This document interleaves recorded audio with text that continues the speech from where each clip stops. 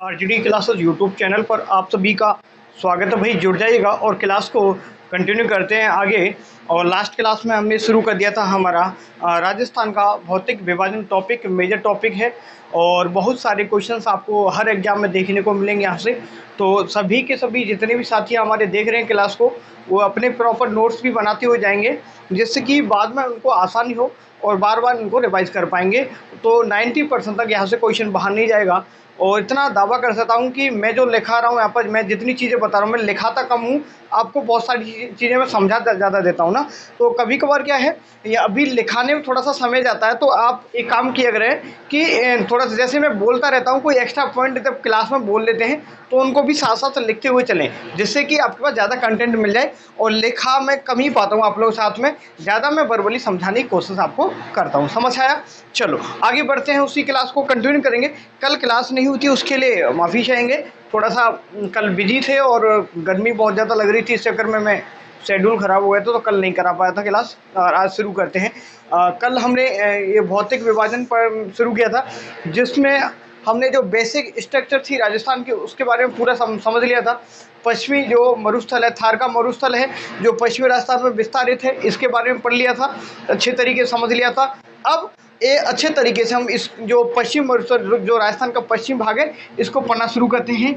एक बार मैं जो डिविजन्स बना देता हूँ कौन सा पार्ट हम पढ़ने वाले हैं। अब हम ये वाला पार्ट पढ़ने वाले हैं। और देखिए, ये जिलों की लोकेशंस मैं आपको कई बार बता चुका हूँ कौन कौन से जिले आएंगे इसमें। उम्मीद करूँगा आप जो लाइन में ड्रॉ कर रहा हूँ इससे समझ पाएंगे अच्छे तरीके से कि मैं कौन कौन से जिलों में यहाँ पर ये चीज़ें ड्रॉ कर रहा हूँ। ठीक है भाई, उम्मीद करूँगा आप पूरा का पूरा समझते हुए चलेंगे। ये अरावली बना रहा हूँ मैं, ये यहाँ तक आई अरावली।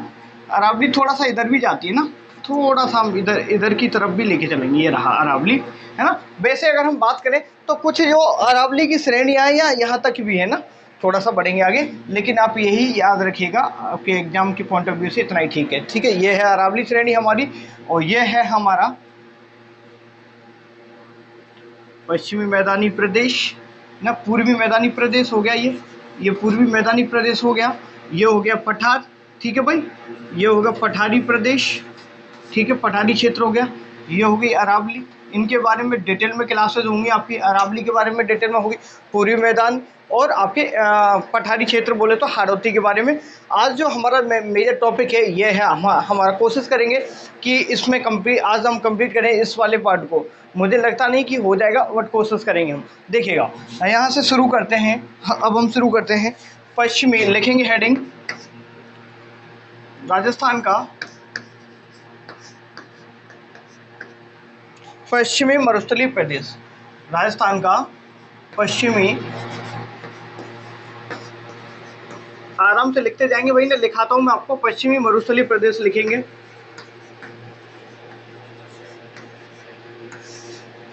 राजस्थान का पश्चिमी मरुस्थलीय प्रदेश के बारे में जानेंगे। ये जो वाला प्रदेश है आपको पता है, ये जो पश्चिमी मरुस्थलीय प्रदेश है, इसका क्षेत्रफल कल मैंने बता दिया था आपको कितना है भाई। इसका क्षेत्रफल कितना है, एरिया कितना है आपका, हिंदी में लिखा देता हूँ। क्षेत्रफल कितना बताया था मैंने आपको, बताएंगे। लगभग 61% एरिया है भाई इसका। ये जो पश्चिम मरुस्थलीय प्रदेश है इसका 61% एरिया लिख लीजिएगा, है ना। लिख लो, थोड़ा सा बेसिक पॉइंट लिख लो, उसके बाद शुरू करेंगे आगे की कहानी को। शायद कल की क्लास में लिखा दिया था कि आपको नहीं लिखा हो तो एक बार दोबारा लिखना चाहे तो लिख लीजिएगा, शायद मैं लिखा दिया हो तो कल की क्लास में, है ना। मुझे याद नहीं है, अच्छे से लिख लो एक बार पश्चिम मरुस्थलीय क्षेत्र के बारे में, है ना। यहाँ पर जनसंख्या की मैं बात करता हूँ। जनसंख्या कितनी है भाई पश्चिम मरुस्थलीय प्रदेश में, लगभग 40% जनसंख्या है, ठीक है। और यहाँ पर लिखेंगे, देखो यहाँ पर एरिया कितना देखेंगे, एरिया है यहाँ पर 61% है राजस्थान का। लगभग जनसंख्या कितनी है, 40%। बोले तो इससे एक चीज़ समझ आती है कि सबसे कम जनघनत्व, ठीक है, सबसे कम के लिए न्यूनतम जनघनत्व, ठीक है। न्यूनतम जनघनत्व वाला क्षेत्र कौन सा है आपका, पश्चिम मरुस्थलीय क्षेत्र है, ठीक है सर। और क्या लिखेंगे, यहाँ पर वनस्पति के बारे में बात कर लेते हैं। वनस्पति, बेसिक चीज़ें लिख लो। तो यहाँ पर मरूदभिद वनस्पति पाई जाती है, मरूदभिद वनस्पति पाई जाती है। मरूदभिद को जीरोफाइट भी बोलते हैं भाई, क्या जीरोफाइट, है ना। जीरोफाइट वनस्पति भी बोलते हैं। याद रखें कौन सी वनस्पति, जीरोफाइट, है ना। नेक्स्ट हम बात करें यहाँ पर, ये जो वाला प्रदेश है देखेंगे यहाँ पर, ये जो प्रदेश है पूरा पश्चिमी मरुस्थलीय प्रदेश, इसका अधिकांश हिस्सा कैसा है, रेतीला है। तो इस वाले भाग में मिट्टी की बात करें, मिट्टी कैसी पाई जाएगी भाई, मिट्टी बात करें तो रेतीली बालू का मिट्टी पाई जाएगी, रेतीली बालू का मिट्टी, है ना, रेतीली बालू का मिट्टी। वर्षा की बात करें यहाँ पर, देखिएगा वर्षा की हम बात करें यहाँ पर, देखेंगे वर्षा की बात करें यहाँ पर, ओवरऑल इस एरिया की बात करें, लगभग मान लीजिएगा, है ना, 0 से लेकर के आपकी 50 सेंटीमीटर वर्षा होती है, 50 सेंटीमीटर वर्षा होती है भाई, है ना। एक क्वेश्चन और एक चीज़ और लिखा देता हूँ मैं आपको यहाँ पर, एक बार क्वेश्चन पूछ लिया गया था, क्या क्वेश्चन पूछा गया था कि, एक बार मैं बताता हूँ कि, चलो पूछ लेता हूँ क्वेश्चन, एक बार क्वेश्चन पूछा गया था कि पश्चिमी मरुस्थलीय प्रदेश को 2 भागों में कौन सी वर्षा रेखा 2 भागों में विभक्त करती है, क्या पश्चिमी मरुस्थलीय प्रदेश को कौन सी समवर्षा रेखा 2 भागों में विभक्त करती है। तो ऑप्शंस को इस तरीके से थे, आपके ऑप्शन थे, देखो 250 mm, ये mm में ऑप्शन आपको दे दिए थे, mm में जो ऑप्शन दे दिए थे तो आप चक्कर खा जाते हो, क्योंकि यहाँ पर हम और सब ज़्यादातर टीचर लिखाते हैं किसमें, सेंटीमीटर में, आप mm में थोड़ा सा चक्कर खा जाते हो। तो लिख लो 1 सेंटीमीटर बराबर होता है 10 mm, क्या याद आ जाएगा ना, 1 सेंटीमीटर बराबर 10 mm होता है। तो यहाँ से ये जो राजस्थान का हिस्सा देखेंगे, यहाँ पर मैं बना देता हूँ आपको, ये रहा, देखिएगा ये जो हिस्सा है राजस्थान का, ये वाला जो हिस्सा आपको दिखाई दे रहा है, ये है 25 सेंटीमीटर समवर्षा रेखा, इसको क्या बोलते हैं, 25 सेंटीमीटर समवर्षा रेखा, समवर्षा रेखा, है ना, 25 सेंटीमीटर समवर्षा रेखा पश्चिमी मरुस्थल को 2 भागों में बांटते, ये भी याद रखेंगे। तो यहाँ पर 25 से 50 सेंटीमीटर टोटल हो गया। अब जो पश्चिमी मरुस्थल है यहाँ देखेंगे, ये देखिएगा, ये है अरावली, अरावली है ना, ये बिल्कुल ठीक है सर। तो एक 50 सेंटीमीटर समवर्षा रेखा जो अरावली है, बिल्कुल अरावली के समानांतर क्या, अरावली के समानांतर जो एक वर्षा रेखा है, जो कि राजस्थान को, जो पूरे राजस्थान को 50 सेंटीमीटर समवर्षा रेखा, ठीक है, समवर्षा रेखा लिखेंगे, 50 सेंटीमीटर समवर्षा रेखा राजस्थान को लगभग 2 भागों में बांटती है। दूसरा क्वेश्चन, 25 सेंटीमीटर समवर्षा रेखा पश्चिमी राजस्थान को 2 भागों में विभक्त करती है। समझ आया, ठीक है। mm बोले तो यहाँ पर 5 यहाँ पर डबल जीरो लगाएंगे 50 के आगे, तो कितना mm बन जाएगा भाई, है ना, देखो 5000 हो जाएगा, नहीं, बिल्कुल ठीक है सर। चलो यहाँ पर ये 250 हो गया। यहाँ पर देखेंगे 25 डिग्री जो सेंटीमीटर वर्षा होती है, अगर इसको mm में बात करें तो कितना हो जाएगा, ये 250 mm यहाँ पर वर्षा हो जाएगी। समझ आया, ठीक है। चलो आगे बढ़ते हैं, यहाँ पर लिख लो, लिखेंगे पश्चिमी मरुस्थल को, पश्चिमी मरु लिख लो, केवल मरुस्थल को, है ना, पश्चिमी मरुस्थल को, है ना, पश्चिमी मरुस्थल को 25 सेंटीमीटर समवर्षा रेखा, वर्षा रेखा 2 भागों में विभक्त करती है, लिखेंगे विभक्त करती है, ठीक है भाई। और एक क्वेश्चन और पूछ लेगा आपसे, क्या, एक क्वेश्चन और पूछेगा कि कितने सेंटीमीटर समवर्षा रेखा पश्चिम मरुस्थल की उत्तरी सीमा का निर्धारण करती है, क्या, सॉरी, पश्चिम मरुस्थल की पूर्वी सीमा का निर्धारण करती है। तो लिखेंगे पश्चिमी मरुस्थल की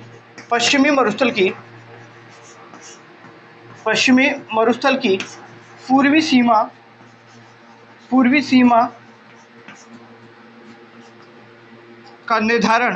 सीमा का निर्धारण लिखेंगे आप, तो बताना आपको 50 सेंटीमीटर समवर्षा रेखा करती है, क्या, 50 सेंटीमीटर समवर्षा रेखा करती है, लिखेंगे 50 सेंटीमीटर समवर्षा रेखा राजस्थान की जो मरुस्थल की पूर्वी सीमा का निर्धारण करते हैं, जो कि अरावली के समानांतर है, जो कि यहाँ पर लिखेंगे ये क्या है, ये अरावली के समानांतर है, याद लिख लेंगे कोष्टक में, समानांतर है, अरावली के समानांतर है, छाप लो एक बार यहाँ तक। और चीज़ें यहाँ पर देख लो, है मरुस्थल, और यहाँ पर जो जीरोफाइट फूल के ऊपर वनस्पति पाई जाती है, आपको पता है। ये जो भाग है हमारा पूरा पश्चिम मरुस्थलीय, ये टेथिस महासागर का भाग है, किसका, टेथिस महासागर का भाग है, लिखेंगे टेथिस महासागर का 33 महासागर का भाग है भाई। क्या है ये? 33 महासागर का भाग है। और राजस्थान में जो जैसे अरावली देखोगे आप, पठारी प्रदेश की बात करें, मैदानी प्रदेश की बात करें, तो सबसे जो नया वाला भाग है वो कौन सा है आपका? ये ही है अराब, जो रेगिस्तान वाला डेजर्ट वाला एरिया है, ये सबसे नूतन राजस्थान का भाग है। तो लिखेंगे राजस्थान का सबसे नूतन प्रदेश। ठीक है, ये क्वेश्चन कहीं नहीं मिलेगा आपको, है ना, बहुत सारी चीज़ नहीं बता रहा हूँ। नूतन प्रदेश है। नूतन प्रदेश के इसके निर्माण के आधार पर बता रहा हूँ। ये वाला पूरा जो प्रदेश है आपको यहाँ पर देखेंगे, यहाँ पर जुरेसिक काल की, यहाँ पर जुरेसिक काल का यहाँ पर जो भाग पाया जाएगा हम पढ़ेंगे अभी। शुष्क मरुस्थलीय प्रदेश में पढ़ेंगे हम ना, जुरेसिक काल का भी क्षेत्र पाया जाएगा यहाँ पर, क्रेटासियस काल का भी पाया जाएगा, और सीनोजोइक महाकाल की भी चीज़ें पाई जाएंगी। तो ये महाकाल के बारे में ज़्यादा नहीं बात करेंगे, थोड़ा सा मैं आपको बताता हुआ चलूँगा। तो सीनोजोइक महाकाल यहाँ पर लिख लीजिएगा, सीनोजोइक महाकाल, सीनोजोइक महाकाल। ठीक है, महाकाल के, सीनोजोइक महाकाल के ना प्लेस्टोसीन युग में निर्माण, प्लेस्टोसीन युग में निर्माण, प्लेस्टोसीन युग में निर्माण। ठीक है भाई, निर्माण कब हुआ? तो आपको बताना मेसोजोइक काल के प्लेस्टोसीन युग में इसका, इस क्षेत्र का निर्माण हुआ, हमारी पश्चिम मरुस्थलीय क्षेत्र का। एक बार क्विकली रिवीजन करें मेरे साथ में, फिर चीज़ों को आगे लेकर के चलते हैं। देखिएगा, आज का जो हमारा टॉपिक है, मेन टॉपिक है हमारा पश्चिमी मरुस्थलीय प्रदेश। ये है अरावली, आपको अच्छे तरीके दिखाई दे होगी। अरावली के समानांतर एक 50 सेंटीमीटर समवर्षा रेखा जाती है, जो कि राजस्थान को लगभग 2 हिस्सों में विभक्त करने का काम करती है। तो इसे कहेंगे 50 सेंटीमीटर समवर्षा रेखा। दूसरा क्वेश्चन समवर्षा रेखा को लेकर के आता है कि पश्चिमी मरुस्थलीय राजस्थान का जो प्रदेश है ना, पश्चिमी मरुस्थलीय प्रदेश को कौन सी समवर्षा रेखा 2 भागों में विभक्त करती है? आपको बताना है 25 सेंटीमीटर समवर्षा रेखा राजस्थान को 2 भागों में विभक्त करती है। ये वर्षा के आधार पर, किसके आधार पर? वर्षा के आधार पर बता रहा हूँ, क्योंकि इस क्षेत्र की बात करें, देखिएगा ये वाला क्षेत्र है, इसमें 0 से 25 सेंटीमीटर वर्षा होती है। अब 0 से 25 सेंटीमीटर वर्षा होती है तो एक तरीके से सूखा बोलेंगे। क्या बोलेंगे? सूखा। तो इस प्रदेश को हम शुष्क बोलते हैं। क्या? शुष्क मरुस्थलीय प्रदेश के नाम से जानेंगे। अब यहाँ पर 25 से लेकर के 50 सेंटीमीटर तक वर्षा होती है, इसे हम अर्धशुष्क बोल देंगे। क्या बोल देंगे? अर्धशुष्क। अच्छे तरीके लिखाऊंगा इनके बारे में, थोड़ा समझाने के लिए लिखा रहा हूँ बस ना। देखिएगा, 0 से 25 सेंटीमीटर वर्षा हो रही, बिल्कुल सूखा है। क्या है? बिल्कुल सूखा है। तो ये है एरिड रीजन, इंग्लिश में बोले तो एरिड रीजन है भाई। कौन सा रीजन है ये आपका? एरिड रीजन है। ये आपका सेमी एरिड रीजन है। समझ आया? ठीक है भाई, है ना। तो ये हो गया आपको बिल्कुल सूखे वाले को बोले शुष्क बोल दिया। थोड़ा सा उसमें बारिश ज़्यादा हो जाती है वर्षा के आधार पर, 25 से 50 सेंटीमीटर अर्ध शुष्क मरुस्थलीय प्रदेश के नाम से जाना जाता है। इस वाले पूरे प्रदेश में सर जिले कितने आते हैं? जिले कितने आते हैं इसमें लिख लो, जिले। देखिएगा, पहले जो राष्ट्रीय कृषि आयोग के द्वारा जो यहाँ पर जो जिले निर्धारित किए गए थे, अभी राजस्थान में जिलों की संख्या 50 हो चुकी है। पहले कितनी थी आपकी? पहले थी 33। तो उस हिसाब से पहले जो जिले थे, पहले पूर्व में 12 जिले थे, है ना। लेकिन अब कितने हो चुके हैं? देखो यहाँ पर मैं क्वेश्चन इस तरीके से भी पूछ रहा है। असिस्टेंट प्रोफेसर का मैं एग्जाम देके आया था 18 तारीख को, तो उसमें इसी तरीके का क्वेश्चन पूछा गया था कि पहले के हिसाब से चीज़ें पूछी थी कि पूर्व में जिला कौन सा था, लेकिन कोष्टक में मेंशन कर दिया था कि पुराने जिलों के हिसाब से ना। तो भाई इस तरीके से चीज़ें, तो पहले कितने थे आपके? देखो पहले अब लिखा रहा हूँ, अब तो वर्तमान में 20 जिले हो गए, है ना, मरुस्थलीय प्रदेश की बात करूँ। और यहाँ पर अब की बात करें, पूर्व की बात करें, तो पहले 12 जिले थे। कितने? 12 जिले ना। पहले कितने थे? 12 जिले थे। अब कितने जिले हो गए? 20 जिले हो गए। समझ आया होगा उम्मीद करूंगा। ठीक है, इस वाले प्रदेश की हम बात कर रहे थे। इस वाले प्रदेश का एरिया की बात करें तो सबसे ज़्यादा एरिया है, लगभग 61% तक एरिया है इसका। नेक्स्ट बात करें, ये वाला एरिया है, देखो बहुत बड़ा एरिया है, लेकिन यहाँ पर मरुस्थल है, आपको पता है। यहाँ पर अच्छी सुख सुविधाएं नहीं है ना, पानी की अच्छी व्यवस्था नहीं यहाँ पर ना, यहाँ पर खाद्यान्न अच्छा उत्पादन नहीं होता यहाँ पर। तो यहाँ पर जनसंख्या भी कम निवास करेगी। बिल्कुल सही बात है सर। तो यहाँ पर जनसंख्या घनत्व कितना है? टोटल 40% है। कितनी? टोटल 40% जनसंख्या 61% एरिया में निवास कर रही है। अगर हम हमारे पूर्वी राजस्थान की बात करें, भरतपुर वाले एरिया की बात करें, या पूर्वी मैदानी प्रदेश की बात करें, तो इसका जो एरिया है 23% एरिया है। यहाँ पर 39% जनसंख्या रहती है। इसके पीछे मेजर रीजन क्या है? यहाँ पर नदियाँ हैं, नदियों के द्वारा बनाए गए मैदान हैं। मैदानों में अच्छी क्या होती है? फसल का उत्पादन होता है। आपको पता, लोग वहीं पर निवास करना अच्छा रहता, वहीं पर लोग निवास करते हैं जहाँ पर जनसंख्या के लिए क्या है, जो स्थितियाँ हैं वो कैसी हो, अनुकूल हों ना। तो अनुकूल स्थितियाँ होंगी तो वहाँ पर आदमी अच्छे तरीके से रह पाएगा भाई ना। ठीक है, तो यहाँ सॉरी जल्दी बोलता हूँ कभी कभार ना मेरे को क्योंकि टाइम बहुत ही खिंच जाता है भाई आपकी क्लास का, इस चक्कर में जल्दी बोलता हूँ ना। ये जो है आपका जो पूर्वी मैदानी प्रदेश है, यहाँ पर खाद्यान्न का उत्पादन बहुत अच्छा होता है, तो इसलिए जनसंख्या यहाँ पर निवास करना ज़्यादा करती है, तो ऑब्वियस सी बात है, समझ आया। चलो आगे बढ़ते हैं यहाँ पर, है ना। और यहाँ पर फिर जनसंख्या घनत्व कैसा हो गया, न्यूनतम जनसंख्या घनत्व हो गया। ठीक है सर, कोई दिक्कत वाली बात नहीं। वनस्पति की बात करें तो सूखे में भाई ना बबूल, एलोवेरा, इस तरीके की जो झाड़ियों टाइप की यहाँ पर वनस्पति पाई जाती है, जिनके लिए कम पानी की आवश्यकता पड़ती है। तो आप बताएंगे मरुभूमि टाइप की यहाँ पर वनस्पति पाई जाती है। और ये वाला जो हिस्सा है रेतीला है, तो यहाँ पर जो बालू का रेतीली मिट्टी पाई जाएगी या फिर सैंडी सॉइल पाई जाती है, कौन सी, यहाँ पर सैंड डून्स पाए जाएंगे, बालू का स्तूप, इनके बारे में पढ़ेंगे आगे चल के। वर्षा के बारे में बता दिया। इस ओवरऑल की बात करें 50 सेंटीमीटर वर्षा देगा। अगर कभी mm में पूछ ले तो आपको याद कर रखना है कि 1 mm इक्वल टू होता है 10 mm, sorry 1 centimetre equal to होता है 10 mm, याद रखेंगे ये आपको। नेक्स्ट बात करें हम, जो पश्चिम मरुस्थलीय वाला जो भाग है, इसको 25 सेंटीमीटर समवर्षा रेखा 2 भागों में विभक्त करती है, आपको याद रखना है। समझ आया होगा। और ये पश्चिमी मरुस्थल की जो पूर्वी सीमा का निर्धारण आपकी 50 सेंटीमीटर समवर्षा रेखा करती है और अरावली भी करती है, ये समझ आया होगा, है ना। 33 महासागर का निर्माण है।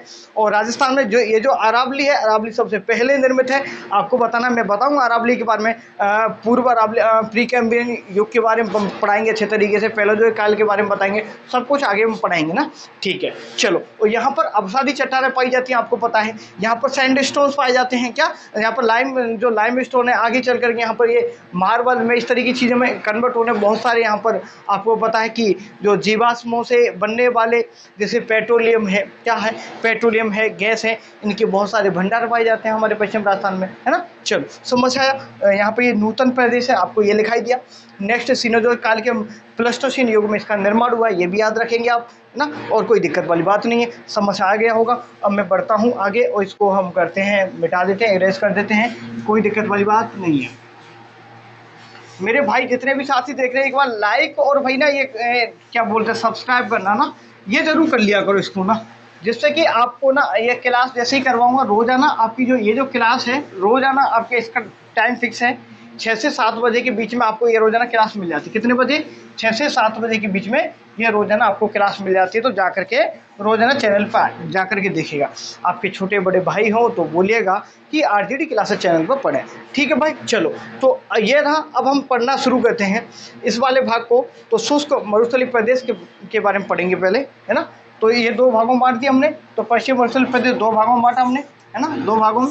तो लिख लो, एक बार लिखना चाहें तो, शुष्क मरुस्थलीय प्रदेश, ठीक है। आगे मरुस्थलीय प्रदेश नहीं लिखा रहा हूँ, शुष्क मरुस्थलीय प्रदेश और अर्ध शुष्क मरुस्थलीय प्रदेश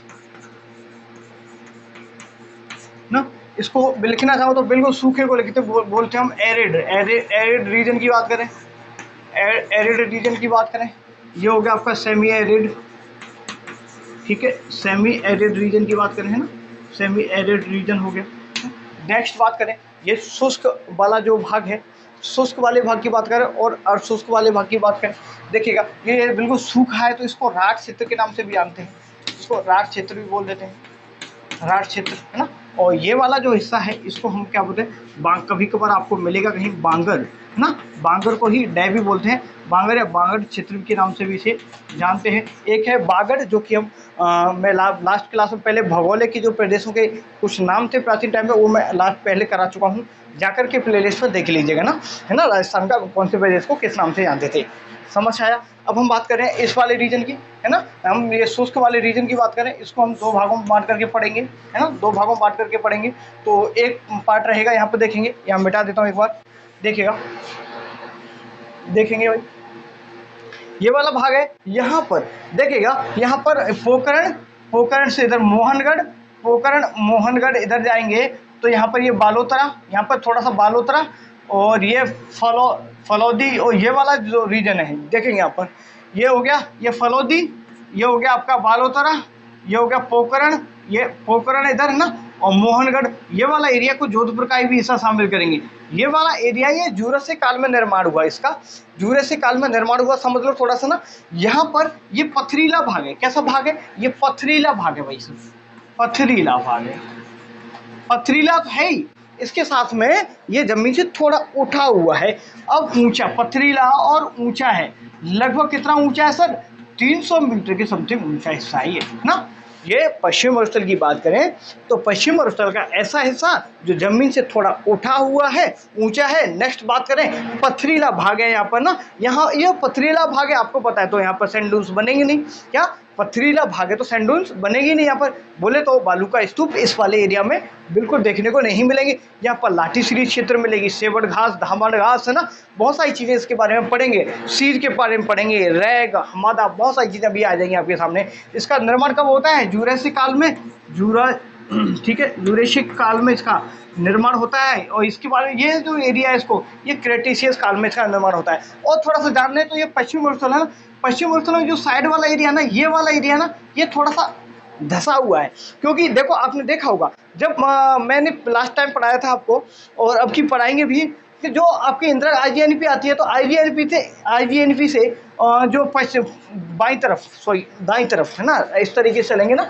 तो बाईं तरफ जो आईजीएनपी इस तरीके से आती है, तो आईजीएनपी के राइट साइड में जो लिफ्ट नहरें निकाली गई हैं, अनूपगढ़ है ना, तो जो सॉरी नहरें निकाली गई हैं, यहाँ पर ढलान है तो चली जाती है, लेकिन ये वाला हिस्सा थोड़ा सा उठा हुआ है, तो इधर लिफ्ट नहरों के माध्यम से पानी पहुँचता है। लिफ्ट नहर का मतलब ये है कि थोड़ा सा हमें सतह को ऊंचा करना पड़ता है, और तो ढलान के विपरीत हमें काम करना पड़ता है। और कल की क्लास में मैंने ये भी बता दिया था आपको कि इसकी लंबाई कितनी है, लगभग 640 किलोमीटर। चौड़ाई की बात करें तो कितनी है, लगभग 300 किलोमीटर की समथिंग इसकी चौड़ाई भी है। समझ आया? इतने पॉइंट बोलता हूँ मैं, इनको लिख लिया करो, सही बता रहा हूँ मेरे भाई, वीडियो को दोबारा देख लिया करो ना।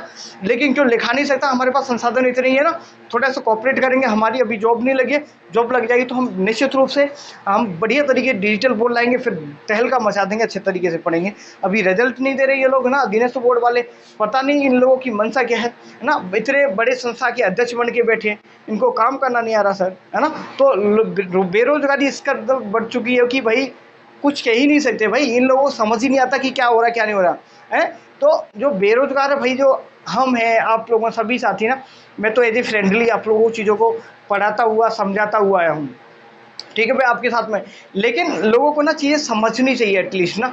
बोर्ड के अध्यक्ष बन के बैठे हो, जो गवर्नमेंट के द्वारा जितनी भी भर्ती प्रक्रियाएं भर्ती निकाली जाती हैं, वो कभी भी टाइम टू टाइम कंप्लीट नहीं करवाते। ये लोग उस भर्ती को इतना खींच देते हैं, इतना खींच देते हैं कि बहुत ही ज़्यादा खींच देते हैं। बच्चा क्या करे, डिप्रेशन में चला जाता है सिचुएशन को, है ना, बिगड़ जाती है स्थितियाँ पूरी की पूरी। लेकिन इनको समझ नहीं आता। पानी पी लेता हूँ, रोको ना, रोको।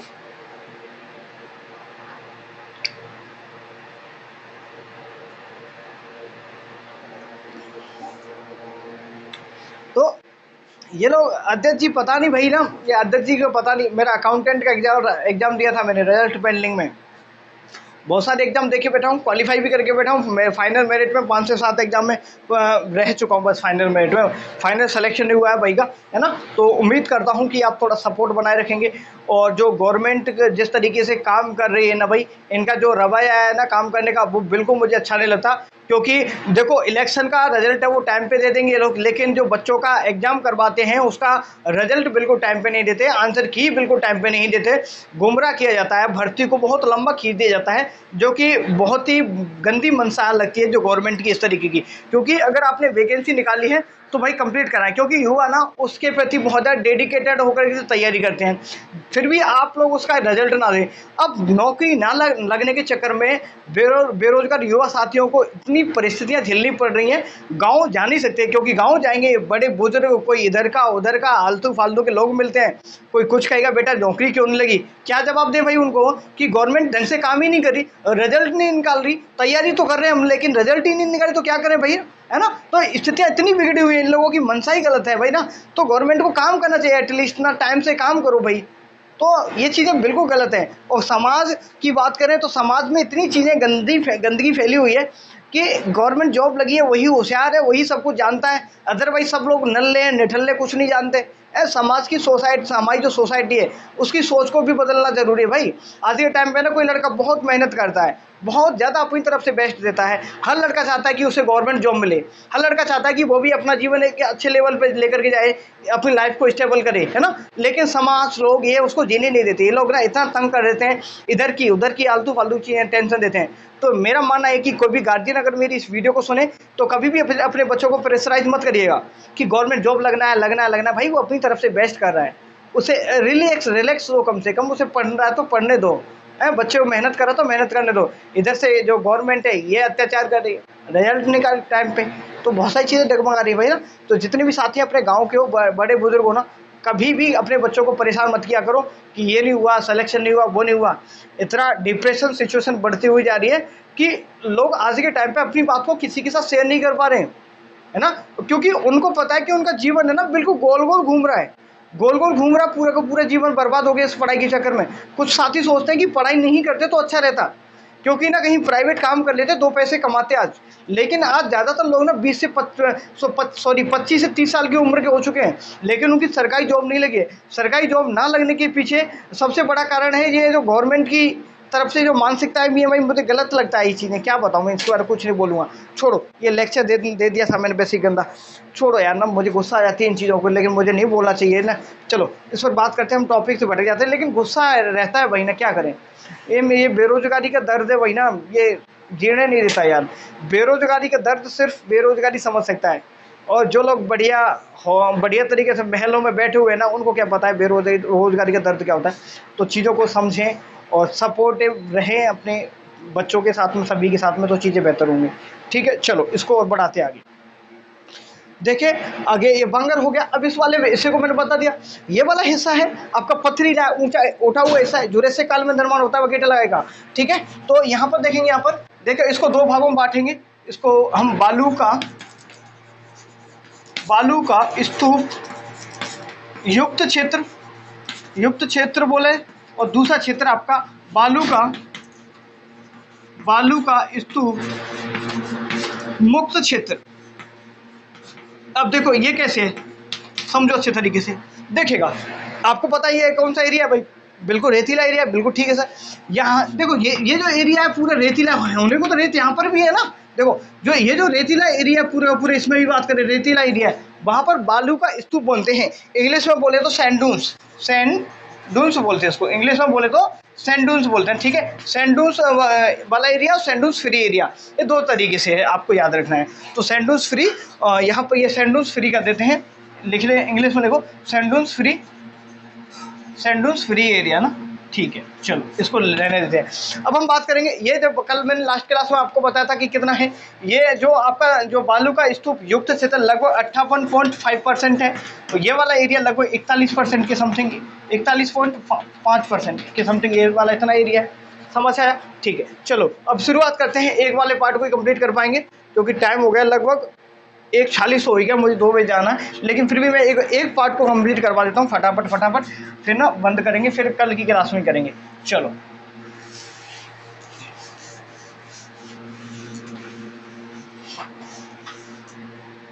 देखिएगा, अब हम लिख लेते हैं। पहले ऐसा करें, हम इस वाले पार्ट को ही पढ़ लें, छोटे वाला पार्ट है इसी को पढ़ लेते हैं हम ना। पहले आप लिखेगा बालू का स्तूप मुक्त क्षेत्र लिखेंगे, हेडिंग बालू का स्तूप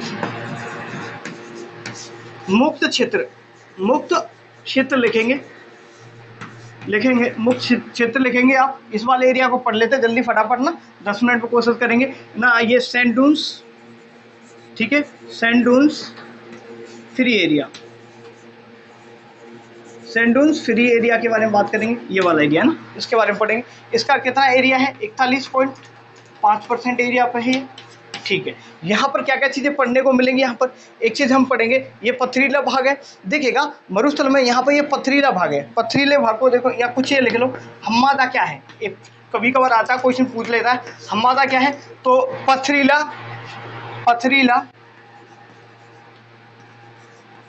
भाग, जो पथरीला भाग है ना, देखिए पथरीला और ऊंचा उठा हुआ भाग, पथरीला व ऊंचा उठा हुआ भाग,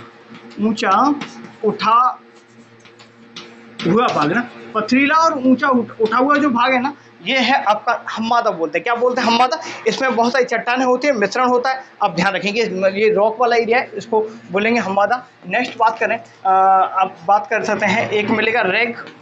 एक पहले इर्ग लिखो, इर्ग। इर्ग क्या होता है, इर्ग के बारे में समझेंगे।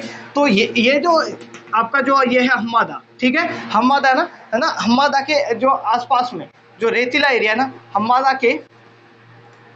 के पास का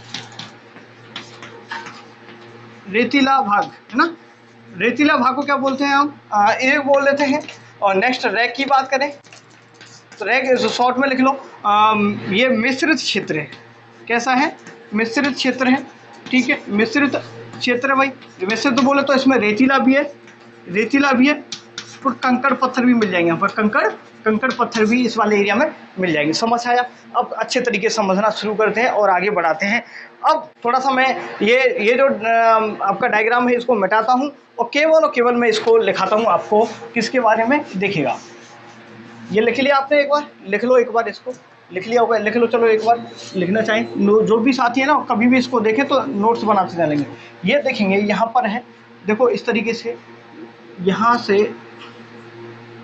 एक एरिया है, ये देखिए ये वाला पूरा एरिया है, लाइक अ त्रिभुज टाइप में। ये है पोखरण, यहाँ पर ये बिंदु है, ये है पोखरण,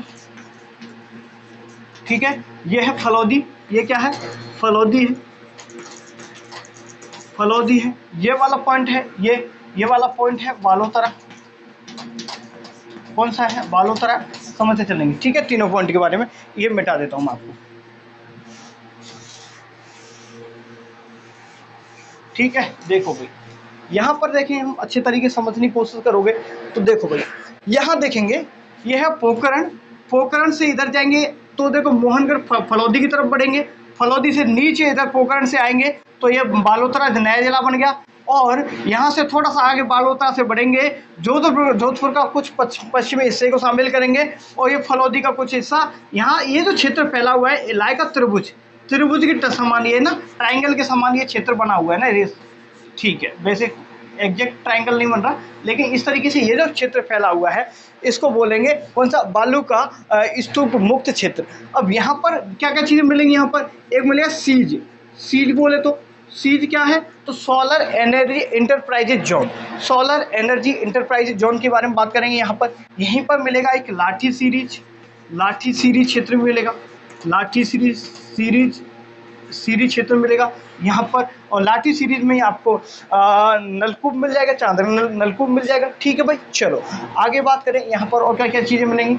यहाँ पर पवन चक्कियाँ मिल जाएंगी, यहाँ पर क्या मिलेंगी? पवन चक्कियाँ भी मिल जाएंगी। चलो लिखना शुरू करते हैं एक एक से और अच्छी तरीके से समझना शुरू करते हैं। ये देखिएगा, ये जो एरिया है ना मगरा, इसमें एक चीज़ और लिख लो, मगरा। मगरा क्या है भाई? मगरा क्या है देखेंगे, ये फलौदी, ये पोखरण और ये हो गया बालोतरा। ये जो एरिया है ना ये उठा हुआ हिस्सा है, ऊंचा हिस्सा है। तो इसके साइड में ये जो थोड़ी छोटी छोटी जो क्या है, छोटी छोटी पहाड़ियाँ हैं, है ना, ये इस वाले एरिया को तो बताएंगे आप क्या बोले तो, इसको बोले तो हम्मादा के चारों ओर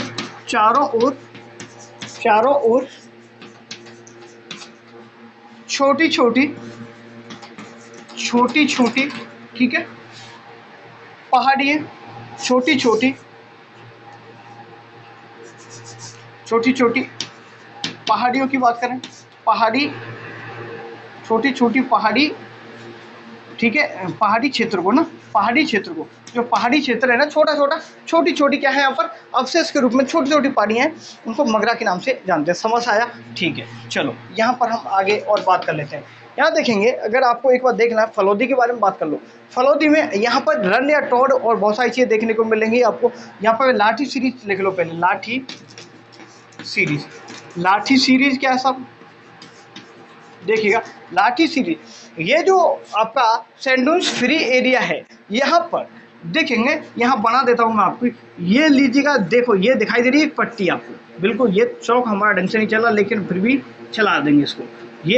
ये है 60 से लेकर के 80 किलोमीटर लंबी एक भूगर्भिक जल पट्टी। अब लाठीसीरी सब नाम क्यों रखा है इसका? क्योंकि यार लाठी गांव है तो इसलिए इसका नाम पड़ गया लाठीसीरी क्षेत्र। तो लाठीसीरी जो ये जो क्षेत्र है, यहाँ पर देखो एक नल लगा देते हैं जो कि पानी देता है इस तरीके से। ये नल है यहाँ पर, चांदन नलकूप, जैसे क्या बोलते हैं, चांदन नलकूप। तो लाठी सीरीज क्या है, एक बार लिख लो। हम्मादा वाले एरिया में बात करें, ठीक है ना, या हम्मादा में या शुष्क लिखें तो शुष्क मरुस्थलीय प्रदेश में, क्षेत्र में, या फिर हम्मादा ही लिख लो भाई ना, क्या दिक्कत है ना। ये कहाँ से कहाँ तक है भाई? ये पोखरण है, पोखरण से मोहनगढ़, पोखरण से मोहनगढ़ के बीच में, ठीक है। लिखेंगे यहाँ पर देखो, मोहनगढ़ से पोखरण के बीच, मोहनगढ़ से पोखरण के बीच 80 से 60 सेंटीमीटर लंबी, किलोमीटर करो है ना, सेंटीमीटर नहीं, मोहनगढ़ से लेकर के पोखरण के बीच 60 से 80 किलोमीटर लंबी भूगर्भीय जल पट्टी। सर क्या है ये जल पट्टी? सर ये जो जल पट्टी है ये किसका अवशेष माना जाता है? अब ऋग्वेद की बात करें तो ऋग्वेद में ऐसा माना जाता है कि यहाँ से सरस्वती नदी प्रवाहित होती थी, है ना। सरस्वती नदी यहाँ से टक टक टक टक बह के जाती थी ना। अब वो क्या हो गई है, नीचे चली गई है। तो ये सरस्वती नदी ना, ऋग्वेद में लिखेंगे, पुस्तक में लिख लो, ऋग्वेद में सरस्वती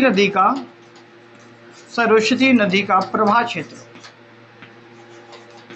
ये जो ऋग्वेद में प्रवाह क्षेत्र था। अब यहाँ पर देखो, यहाँ पर ये जो इस क्षेत्र आपका है ना, यहाँ पर चांदन नलकूप है, यहाँ पर क्या है, चांदन नलकूप भी है। चांदन क्या है, नलकूप है भाई, चांदन नलकूप है। जैसे थार का घड़ा भी बोलते हैं, थार का क्या बोले, घड़ा बोलते हैं, ठीक है। और इसी के साथ में लिखना चाहो तो एक है थार महोत्सव लिख लो, चलो इसके साथ में लिख लो। थार महोत्सव कहाँ मनाते हैं? एक है मरु महोत्सव, दोनों बताएंगे भाई। थार महोत्सव, मरु महोत्सव कहाँ मनाते हैं, लिख लो साइड में।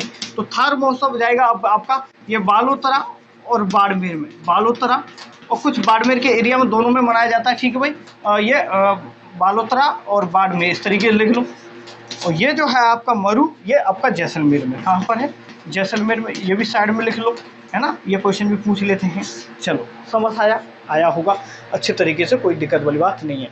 यहाँ पर ये जो लाठी सीरीज है, यहाँ पर गोरावन जो पक्षी रहता है, सब कौन रहता है, गोरावन पक्षी रहता है। इस वाले एरिया में गोरावन पक्षी रहता है। इसको क्रायोटिस नाइग्रिसेप्स बोलते हैं। इसका वैज्ञानिक नाम की बात करें तो क्रायोटिस नाइग्रिसेप्स बोलते हैं। नाइग्रिसेप्स बोलते हैं। और इसी को हम गोरावन पक्षी को ही क्या बोलते हैं, हम गोरावन पक्षी को ही हम ग्रेट इंडियन बस्टर्ड के नाम से भी जाते हैं। ग्रेट इंडियन लिखें, ग्रेट इंडियन बस्टर्ड भी बोलते हैं। अब जो गोरावन पक्षी है यहाँ पर रहता है, उड़ता है, अच्छे तरीके खाता पीता है। यहाँ पर घास पाई जाती है। यहाँ पर इसी देखो थोड़ा सा पानी वाला एरिया है तो यहाँ पर घास पाई जाएगी। तो घास कौन सी पाई जाती है आपको बताना है, सेवण घास पाई जाती है। सर कौन सी घास पाई, सेवण घास। सेवण घास को हम स्थानीय लोग क्या बोलते हैं, इसको स्थानीय लोग क्या बोल लेते हैं, इसी को गाँव वाले लोग क्या बोलते हैं, इसको लीलोड़ बोलते हैं। सर क्या बोलते हैं, लीलोड़ बोलते हैं सर, ठीक है। इसको सेडी को नाम से जानते हैं, जो वैज्ञानिक नाम है। आगे मैं वनस्पति पढ़ाऊंगा उस टाइम पे और इनके बारे में अच्छे से बता दूंगा आपको। तो सेवण घास पाई जाती है। यहीं पर धामण घास भी पाई जाती है, धामण घास पाई जाती है यहाँ पर। हाँ याद रखेंगे, चीज़ें समझ आई होंगी। और यहाँ पर बात करें, ये फलोदी है। फलोदी में भरला सोलर पार्क है। सब ये है विश्व का सबसे बड़ा सोलर पार्क की बात करें तो भरला सोलर पार्क है, जो कि कहाँ है, फलोदी में। सर इसकी क्षमता कितनी है तो आपको बताना है, 2245 मेगावाट की क्षमता है। तो विश्व का सबसे बड़ा सोलर पार्क कहाँ पर है तो आपको बताना है, फलोदी भरला है, जो कि फलोदी में है। 2245 मेगावाट इसकी ऊर्जा एनर्जी उत्पादन की क्षमता है। समझ आया। यहाँ पर हम पोखरण के बारे में कुछ पॉइंट्स मैं बता देता हूँ यहीं पर ना। थोड़ा समझ लो ना, लिखा नहीं रहा हूँ ना, लिखते हुए चलेंगे आराम धीरे धीरे। जो भी लिखना चाहिए वीडियो को इसको वो रोक करके लिख लेना। यहाँ पोखरण के बारे में बात करेंगे। पोखरण 1974 और 1998 की बात करें, 1998 की बात करें, 1974 की बात करें, यहाँ पर परमाणु परीक्षण किया जाता है ना। परमाणु परीक्षण कहते हैं, तो परमाणु परीक्षण का केंद्र भी है इस वाले एरिया में। यहाँ पर वो जो युद्ध अभ्यास किए जाते हैं, कहाँ पर, जो पोखरण वाला एरिया, यहाँ पर बहुत सारे युद्ध अभ्यास किए जाते हैं भारतीय वायुसेना के द्वारा। तो ये वाला है यहाँ पर, ये वाला जो एरिया है, सॉरी जो फलौदी है ना, सॉरी पोखरण के बारे में वायुसेना के द्वारा क्या किया जाता है भाई, है ना, बहुत सारे युद्ध अभ्यास किए जाते हैं। यहीं पर पवन चक्कियाँ लगी हुई हैं, क्या है यहाँ पर पवन चक्कियाँ लगी हुई हैं। पवन चलती है ना, चलती है भाई, पवन देखी होगी आपने, इस तरीके से होती है। ये 3 तरीके, इस तरीके से पंख होते हैं, ये धीरे धीरे धीरे धीरे घूमती रहती है ना, फिर इससे एनर्जी बनती है और वो हमारे यूज में आती है। समझ आया कि नहीं आया? आपको समझ अच्छी तरीके से आ रहा होगा, उम्मीद ऐसी करता हूँ। यहाँ पर एक त्रिकूट पहाड़ी है, जैसे मैंने बताया। यहाँ पर मगरा बोले तो हम बता के चारों जो पहाड़ियाँ हैं। यहाँ पर जैसलमेर का किला आपको पता है 1155 में, किसके द्वारा, 1155 में एक जैसलमेर का किला बना हुआ है। किसके द्वारा बनाया गया था? जैसल भाटी जी के द्वारा बनाया गया था, त्रिकूट पहाड़ी पर। क्या यहाँ पर जो देखेंगे, थोड़ा सा जैसलमेर की तरफ जाएंगे तो यहीं पर लिख लो, यहाँ पर साइड में लिखना चाहे लिख लो कहीं भी, है ना। तो जो मगरा जो पहाड़ी मैंने बताई, यहाँ पर 1155 में जैसल भाटी के द्वारा जैसलमेर का दुर्ग बनाया जाता है सर। वो पहाड़ी का नाम है त्रिकूट पहाड़ी। एक त्रिकूट पर्वत है जो कि कहाँ पर है, अपने करौली में कैला देवी माता का मंदिर बना हुआ। समझ आया? एक बार छापो इसको और एक बार कुछ चीज़ें देख लेता हूँ। नखलिस्तान या ओएसिस किसे कहते हैं? तो नखलिस्तान ओएसिस कुछ नहीं, जो मैंने बता दिया, ये जो हरा भरा एरिया है ना, हरा भरा एरिया, यहाँ पर घास वगैरह है, सब कुछ है अहमदाबाद वाले एरिया में। तो यहाँ पर इसी को दूर से देखते हैं तो भाई ना बहुत अच्छा सुंदर सा प्यारा सा लगता है, तो इसे नखलिस्तान कहते हैं, हरा भरा ना। तो नखलिस्तान के नाम से जाना जाता है। आपको यहाँ तक चीज़ें समझ आई होंगी, उम्मीद करूँगा। हम्मादा पढ़ा दिया, लाठी सीरीज पढ़ा दिया, नखलिस्तान, गोड़, और मेरे ख्याल से इसमें और कुछ रहा नहीं है ना। तो ये चीज़ें सब मैंने पढ़ा दी आपको, उम्मीद करूँगा अच्छे तरीके से समझ में आई होंगी। अब हम कल ही शुरू करेंगे इसमें उसके बारे में, किसको, ये आपके बालू का स्तूप वालों को कल करेंगे। और कल ही क्लास में मैं थोड़ा जल्दी कोशिश करूँगा जल्दी फ्री करने की, और कल हम ये अर्धशुष्क वाले मरुस्थल को भी कोशिश करेंगे, पढ़ लेंगे। ठीक है, चलो धन्यवाद। और लगभग टाइम हो गया हमारा पूरा का पूरा 2 एग्जैक्ट, तो बंद करते हैं आज इस क्लास को। ठीक है, चलो। और जो भी साथी देख रहे हैं, नोट्स ज़रूर बनाएंगे। मेरे पास जो पुरानी क्लासेस जो पहले करवाई थी ना, उन क्लासेस से भी मैसेज आते हैं बाद में अभी भी कि सर हमें किसी टॉपिक को लेकर कोई डाउट रहता तो बता दीजिए, मैं कमेंट छोड़ दीजिएगा, है ना, मैं आपको उसका जवाब आपको भेज दूँगा।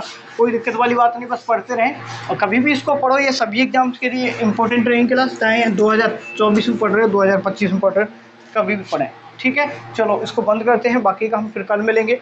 और धन्यवाद। ठीक है, तो बस अपना सहयोग बनाए रखें, चैनल को सब्सक्राइब कर लीजिएगा, निश्चित रूप से मदद मिलेगी। अपने छोटे बड़े भाई बहनों को भी इसके बारे में बताएंगे तो अच्छा लगेगा मुझे। धन्यवाद।